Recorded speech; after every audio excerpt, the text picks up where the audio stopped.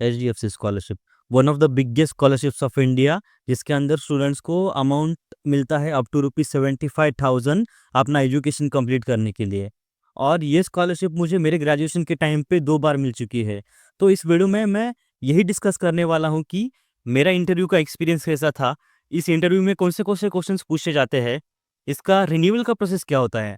मतलब आपको एक साल अगर ये स्कॉलरशिप मिलेगी तो आपको हर साल ये स्कॉलरशिप कंटिन्यू होगी आपका कोर्स खत्म होने तक। तो आपको रिन्यूअल के लिए कौन से डॉक्यूमेंट्स लगते हैं, इसका सिलेक्शन प्रोसेस क्या होता है, और सारी चीज़ें जानेंगे इस वीडियो में। और ये वीडियो देखने के बाद आपको एचडीएफसी स्कॉलरशिप के रिलेटेड या फिर इसको इंटरव्यू के रिलेटेड कोई भी वीडियो और देखने की ज़रूरत नहीं है। और डिटेल में सब वीडियो मैंने बनाया है। So let's start the video.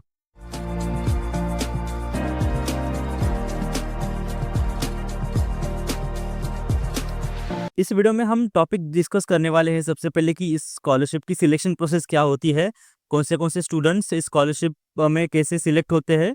उसके बाद बात करेंगे कि इसका इंटरव्यू का क्वेश्चंस कौन से होते हैं, मतलब क्या-क्या क्वेश्चंस पूछे जाते हैं इसके इंटरव्यू में। इसका इंटरव्यू कैसे कौन से होता है, फिजिकल या फिर वर्चुअल, सब चीज़ें जानेंगे। उसके बाद हम जानेंगे कि मेरा इंटरव्यू का एक्सपीरियंस कैसा था, कैसे मैंने 2 मतलब मेरा इंटरव्यू मैंने क्रैक किया था और सेकंड टाइम पे मुझे कैसे फिर से रिन्यूअल के लिए सिलेक्ट किया गया था। सबसे पहले मैं बात करूँ कि इसकी सिलेक्शन प्रोसेस क्या होती है। सिलेक्शन प्रोसेस के लिए सबसे पहले ये स्कॉलरशिप को आपको समझना होगा कि ये जो स्कॉलरशिप है वो मेरिट कम नीड बेस्ड स्कॉलरशिप है। यानी कि आपकी मेरिट से ज़्यादा आपकी नीड के बेसिस पे ये स्कॉलरशिप आपको प्रोवाइड की जाएगी। जिसके अंदर अगर आपकी फाइनेंशियल कंडीशन प्रॉपर नहीं है या फिर आपने किसी पर्सनल या फैमिली क्राइसिस आपने फेस किया है या फिर आपको फाइनेंशियल नीड है या फिर मतलब कोई भी ऐसा क्राइसिस जैसे कि कोई अर्थक्वेक आपने फेस किया है, कोई फ्लड फेस किया है या फिर आपने कोई अर्निंग मेंबर आपने आपकी फैमिली का लूज़ किया है या फिर जॉब लॉस हुआ है किसी का आपके फैमिली में। तो ये सारी चीज़ें होती है क्राइसिस, जो कि आपको ये स्कॉलरशिप विन करने में मदद करेंगी। और ये इसका प्रूफ आपको अपलोड करना होता है ड्यूरिंग डॉक्यूमेंट अपलोड, ठीक है? उसके बाद मैं बात करूँ कि उसी के बेसिस पे मतलब जो नीड के बेसिस पे आपको प्रेफ़रेंस दिया जाएगा। और सबसे पहले आपकी एलिजिबिलिटी क्राइटेरिया पे आपको शॉर्टलिस्ट किया जाएगा, जिसके अंदर मतलब आपका एडमिशन प्रॉपर्ली है या नहीं, आपको मिनिमम मार्क्स है या नहीं, या फिर इनकम लिमिट आपकी लिमिट में है या नहीं। ये सब सारी चीज़ें आपकी चेक किया जाएगी। उसके बाद आपका डॉक्यूमेंट वेरिफिकेशन होगा, जिसके अंदर सारे आपके डॉक्यूमेंट्स चेक किए जाएंगे प्रॉपर है या नहीं। उसके बाद पर्सनल इंटरव्यू होगा शॉर्टलिस्टेड कैंडिडेट का डॉक्यूमेंट वेरिफिकेशन के बाद। ये इंटरव्यू 2 टाइप से होता है, मतलब एक तो ऑनलाइन इंटरव्यू या फिर ऑफलाइन इंटरव्यू। बड़ी फर्स्ट स्टडी के केस में मोस्टली ऑनलाइन इंटरव्यू होता है और ऑनलाइन इंटरव्यू में भी एक टेलीफोनिक इंटरव्यू होता है या फिर एक वीडियो इंटरव्यू होता है। इसका मतलब कि आपका जो इंटरव्यू होगा वो वीडियो इंटरैक्शन राउंड से अगर होगा तो उसके अंदर आपको बड़ी for study video interaction app download करना होगा, जिसके अंदर आपको सामने क्वेश्चंस दिए जाएंगे और उसका आंसर आपको रिकॉर्ड करके वहाँ पे अपलोड करना होता है। और सेकंड होता है टेलीफोनिक इंटरव्यू राउंड, जिसके अंदर आपको कॉल लगा के आपका जो इंटरव्यू है वो आपको वो कंडक्ट करेंगे, ठीक है? उसके बाद ये इंटरव्यू होने के बाद आपका फाइनल सिलेक्शन अवेटिंग हो जाएगा और फाइनल सिलेक्शन अवेटिंग में से सब स्टूडेंट्स को सिलेक्ट किया जाएगा, ठीक है? मतलब जो स्टूडेंट्स का इंटरव्यू प्रॉपर हुआ है या फिर उनके अकॉर्डिंग उनका सिलेक्शन किया जाएगा। तो और मेन चीज़ क्या होती है कि बहुत सारे स्टूडेंट्स को पता ही नहीं चलता है कि स्कॉलरशिप की डेट्स कब आ गई, डेट्स कब निकल गई, उसके अपडेट्स क्या है टाइम टू टाइम। वो सोचते हैं कि इसका रिज़ल्ट आ गया, लेकिन उसका रिज़ल्ट बैचेस में आता है और उनको पता नहीं होता है। और उसका रीज़न क्या है कि बहुत सारे स्टूडेंट्स अभी भी हमारे यूट्यूब चैनल को सब्सक्राइब नहीं किए हैं, जिसकी वजह से उनके तरफ मतलब अपडेट्स टाइमली नहीं पहुंच रहे हैं। अराउंड 92.5% लोगों ने अब तक इस चैनल को सब्सक्राइब नहीं किया है। सो मैं ये बोलूँगा कि इस चैनल को सब्सक्राइब करो, क्योंकि मैं ऐसे ही स्कॉलरशिप के रिलेटेड कंटिन्यूअसली वीडियोस लाते रहता हूँ। स्कॉलरशिप की updates time to time provide करता हूँ। उसके बाद मैं बात करूँ कि सबसे फास्टेस्ट अपडेट चैनल पे मैं प्रोवाइड करता हूँ।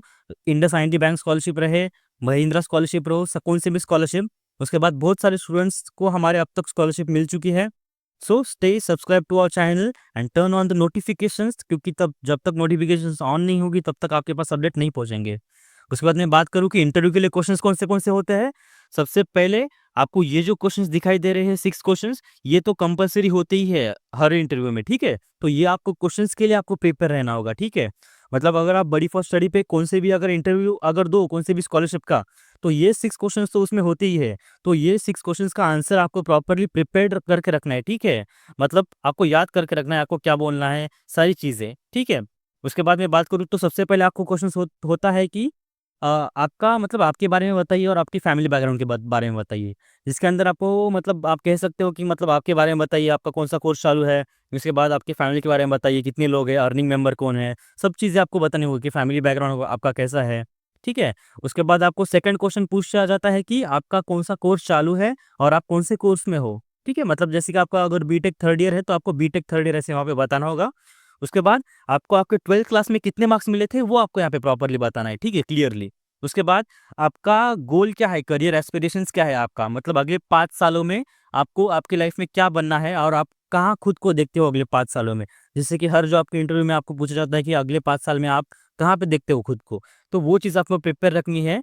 इससे ये जानते हैं ये लोग कि आपका कोई फिक्स गोल है या नहीं। अगर ये आपको स्कॉलरशिप प्रोवाइड करेंगे, अगर आप एजुकेशन कंप्लीट करोगे, तो आपका कोई फिक्स्ड गोल है या नहीं आपके लाइफ में, आप सीरियस हो या नहीं, ये इससे पता चल जाता है, ठीक है? उसके बाद मैं बात करूँ तो आपको ये पूछते हैं कि अगर ये आपको स्कॉलरशिप नहीं मिलेगी, तो आपका स्कॉलरशिप का एक्सपेंस आप कहाँ से मैनेज करना चाहोगे? मतलब कैसे मैनेज करोगे? आप पार्ट टाइम जॉब करोगे, आप या किसी से लोन लोगे, मतलब सारी चीज़ें आप क्या करोगे अगर आपको ये स्कॉलरशिप नहीं मिलती है, ठीक है? या फिर आप ड्रॉप आउट लोगे। तो लास्ट होता है कि कहीं आपको आपको कोई और सोर्स से कोई गवर्नमेंट या कोई प्राइवेट स्कॉलरशिप मिल रही है क्या? अगर आपको मिल रही है, तो आपको कहाँ से मिल रही है और कितनी मिल रही है स्कॉलरशिप, ये आपको उनको डिस्क्लोज़ करना होता है, ठीक है? इसके बाद क्वेश्चंस कम ज़्यादा हो सकते हैं, क्वेश्चंस 1-2 चेंज हो सकते हैं, लेकिन ये 6 क्वेश्चंस को आपको प्रॉपर्ली प्रिपेयर करके रखना है आपके इंटरव्यू से पहले। उसके बाद मैं बात करूँ, तो मेरा इंटरव्यू का एक्सपीरियंस कैसा था? सबसे प मेरे मुझे ये जो स्कॉलरशिप मिली थी, वो एकेडमिक ईयर 2023-24 में, मतलब मेरे थर्ड ईयर के टाइम पे ये स्कॉलरशिप मुझे मिली थी और जो अमाउंट था वो था ₹50,000। सबसे पहले मुझे मैंने फॉर्म भरा था, उसके बाद कुछ दिनों बाद मुझे वीडियो इंटरैक्शन के लिए व्हाट्सएप पे मैसेज आया था और ईमेल आया था। इसके बाद मैंने बडी फॉर स्टडी का वीडियो इंटरैक्शन ऐप डाउनलोड किया। उसके बाद मैंने वहाँ पे इंटरव्यू उनका अटेंड किया, मैंने सारे क्वेश्चंस के आंसर दिए। फिर मुझे कुछ दिन बाद मुझे कॉल आया बडी फॉर स्टडी की टीम से और मेरा टेलीफ़ोनिक इंटरव्यू हुआ। मतलब मोस्टली केसेस में शायद से एक ही इंटरव्यू होता है, लेकिन मेरे केस में उन्होंने 2 बार इंटरव्यू लिया। एक तो वीडियो इंटरैक्शन राउंड के थ्रू और सेकंड टेलीफ़ोनिक राउंड के थ्रू, और मैंने उनको सारे क्वेश्चंस के आंसर बता दिए, ठीक है? उसके बाद मुझे कुछ दिन बाद मैसेज आता है कि you are provisionally selected for this scholarship, ठीक है? उसके बाद मुझे कुछ डॉक्यूमेंट्स अपलोड करने को कहा जाता है, जैसे कि मेरा पासबुक, उसके बाद मेरा फीस रिसिप्ट और मेरा बोनाफाइड, और मैंने ये डॉक्यूमेंट सारे अपलोड कर दिए, ठीक है? और डॉक्यूमेंट अपलोड करने के बाद मुझे फिर मैसेज आता है कि आपके मतलब आपको सिलेक्ट किया जाता है और आपका ऑफर लेटर एक्सेप्ट करो, ठीक है? तो मैंने ऑफर लेटर एक्सेप्ट कर लिया। उसके कुछ दिन बाद ₹50,000 का अमाउंट डेट 23/2/2024 को मेरे अकाउंट में क्रेडिट किया जाता है। जिसके बाद मुझे फिर से उनका ईमेल आता है कि 50,000 का अमाउंट हमने आपके मतलब अकाउंट में क्रेडिट कर दिया गया है, ठीक है? उसके बाद कुछ टाइम बाद, मतलब मुझे शायद से 5-6 महीने बाद मुझे फिर से उस स्कॉलरशिप की रिन्यूअल के लिए सिलेक्ट किया जाता है। जैसे कि मैंने कहा था, ये स्कॉलरशिप रिन्यूअल है, तो हर साल आपको मिलेगी। तो मैं थर्ड ईयर था, तो थर्ड ईयर और फाइनल ईयर 2 साल मुझे ये स्कॉलरशिप मिली है। उसके बाद फाइनल ईयर में भी मुझे 50,000 अमाउंट मिला है इस स्कॉलरशिप के थ्रू, जैसे कि आप यहाँ पे देख सकते हो।